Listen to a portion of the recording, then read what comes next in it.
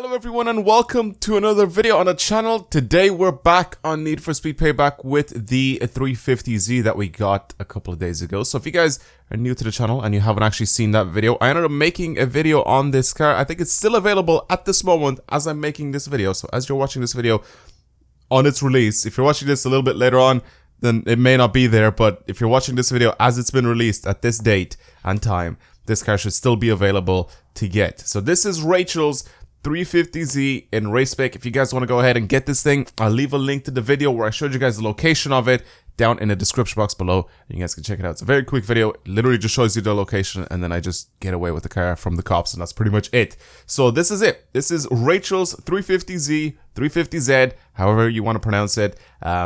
It's from Need for Speed Underground 2, of course, and they've added it into this game. So of course the body kits and all that sort of stuff, they're not really the exact same as the car that was in Need for Speed Underground 2. And I wish that everything would have been the same because I think it would make it a little bit better. But they sort of adapted it with the parts that you can find in this game. And they've turned it into this. So this is what it looks like. It is also in race spec. And somebody has suggested that I should go ahead and do a build on a race spec version of this 350Z. So I went and I just pretty much decided to use Rachel's one and max it out. So right now it's a level 399.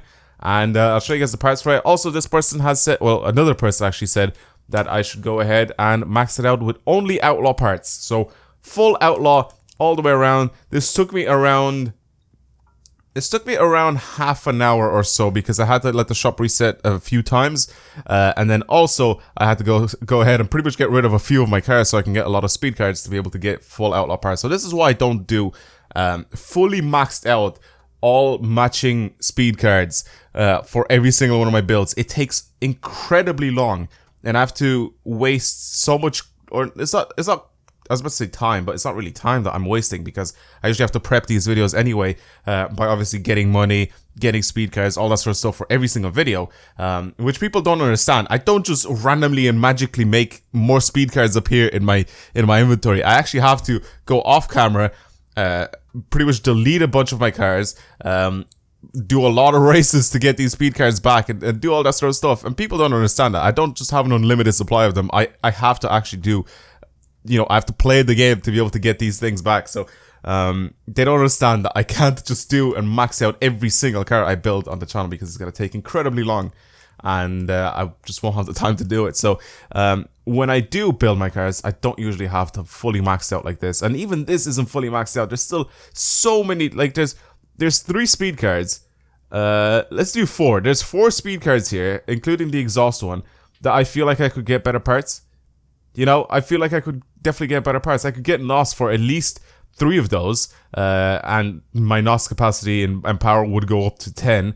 There's a bunch of different things that I could do to get this thing to be even faster than it is now. But right now, the person said that they wanted full 6-time Outlaw parts, and this is kind of what I ended up with this car. So it's not slow. It's not by any means a slow car, nor are the parts like very bad. And I mean, they're kind of decent. But I mean, let's give it a shot and see what it's like. What does it handle like? What does it feel like to drive? Is it easy to control? Is it hard to control? What is it actually? Is it fast? That's the main thing. I mean, it's not a slow car, but is it actually going to be a fast car if I take it around hyperspace, which is pretty much where I'm going to go to figure this out. So, also, one thing that I didn't know, well, I did know, but I only realized in the last video, is that this also has bags on it. So if we turn off the engine, we can lower it, and it looks really, really good.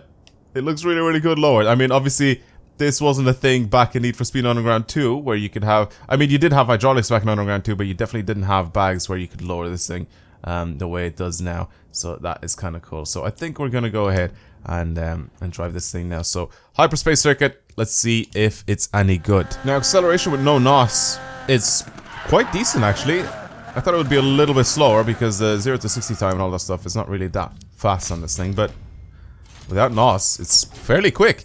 Also, there's double RP and double credits right now as well if you want to do any sort of races. Everything is pretty much doubled now, so it's a very, very good time to grind some stuff, to grind some money and stuff like that. So, alright, let's see. First corner, reaching 150 like it's nothing. Brake to drifting is okay. It seems like it understeers a little bit. Alright, we'll see. Still have lots and lots at my disposal here. Okay, so I definitely need to use my e-brake for that corner. I'll do another run of this track as soon as I'm finished with this one, because I kind of want to... Like, this one is just like me getting the hang of the car and trying to see what it's like, and then the next one I'll probably try to go a little bit harder and see what sort of time we can actually squeeze out. So, the whole brake to drifting with this car seems a little bit iffy. Let's try it with the e-brake for this corner. Oh, that's much, much better. It slows down a little bit too much, down to 120. But again, we have all the knots in the world to get us out of that. This corner I have to slow down a lot more. I definitely have to slow down a lot more for this corner than usual with some other cars. Alright, I'm definitely gonna have to change some stuff on this car to make it handle a little bit better or a little bit differently, because right now it's slacking. Start a little bit earlier here. The whole brake to drifting. Nah, I have to slow down too much for that corner. Usually I take that corner at around 180, 190 miles per hour with a lot of cars. This one I have to slow down all the way to 150 to be able to take that corner. This one again, if I don't use the e-brake, it just does that. It just grinds off the wall, so that's terrible. Alright, so far not a good start for the 350. Look how much it understeers. It just keeps going wider and wider, and I'm only doing like 170.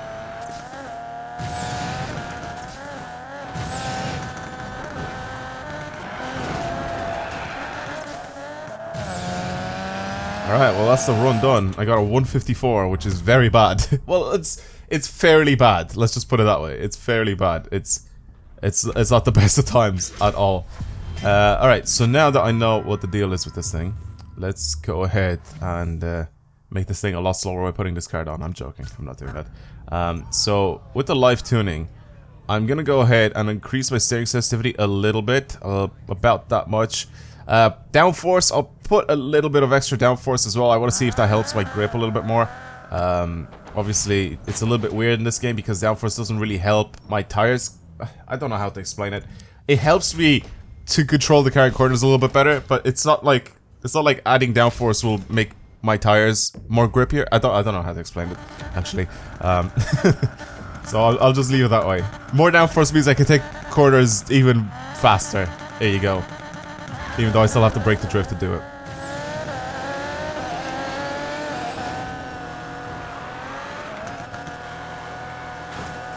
So 150 for that corner.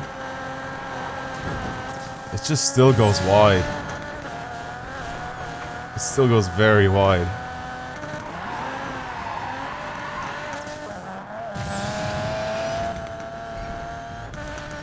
Not a big fan the way this thing drives.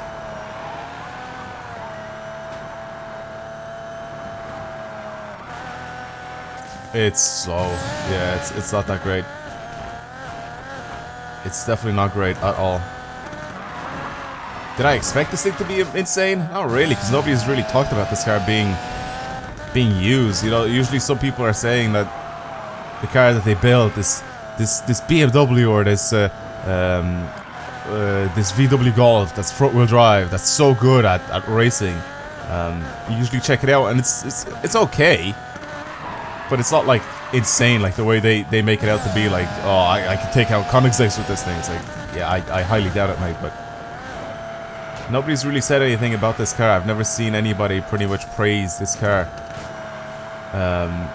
in this game. Like, usually in my comments, people usually tell me, you know, check out this car because it's actually very good. Nobody's really said that about the 350. People just ask me to try and have a look what it's, just see what it's like, you know, build it and see what it's like. So that's exactly what we're all about here. All about messing around with loads of different cars, seeing if they're good or bad. Look how wide it goes. It just doesn't turn in. It just doesn't want to turn in. This car hates brake to drift just as much as I do. And if it was this game 154 again, like, it's not a good car. It's just too slow.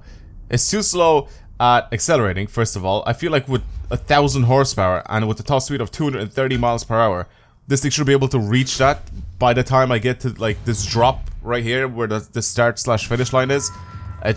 It doesn't do it. Like, when I nos out of that corner, it should be able to get to that speed, like here, and it just doesn't, which is just kind of annoying. So even though it probably can reach 200 miles per hour, it takes weight, or not 200, 200 and, what is it, like 30 miles per hour, whatever its top speed is. It's just not going to do it there. It's definitely not going to do it there. So I want to see if I can actually reach 230 miles per hour. So I think the best road to do it, well, any of the highways I think are decent to do it on. So I'll probably try, should I try this bit here, this sort of road here? Let's do that. So I'll fast travel to here. I want to see if I can actually reach 230 miles per hour with this thing. Or is it just all show or no go? It'd be funny though, if it can't, even though it says it. I'll turn around and go this way. So yeah, acceleration without NOS, like, it can actually get to 200 miles per hour. But look how long it takes. I feel like with some other cars, like once it gets to like 200 miles per hour, it's just sort of slowed down. 239.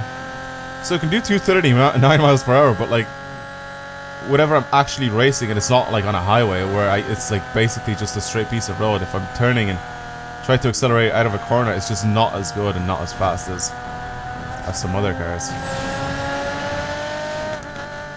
There you go. You have to just absolutely destroy Rachel's car. Well, yeah, that's pretty much it. Thank you guys very much for watching. Hopefully you enjoyed today's video, and hopefully you guys found this video kind of useful if you're thinking about getting a 350 for a race spec. So yeah, don't. that's the verdict for this video. Don't get one of these for a race spec because it's useless. But yeah, anyway, thank you guys very much for watching. Hopefully you enjoyed today's video, and I'll be back soon with another one, and I'll see you guys later. Goodbye.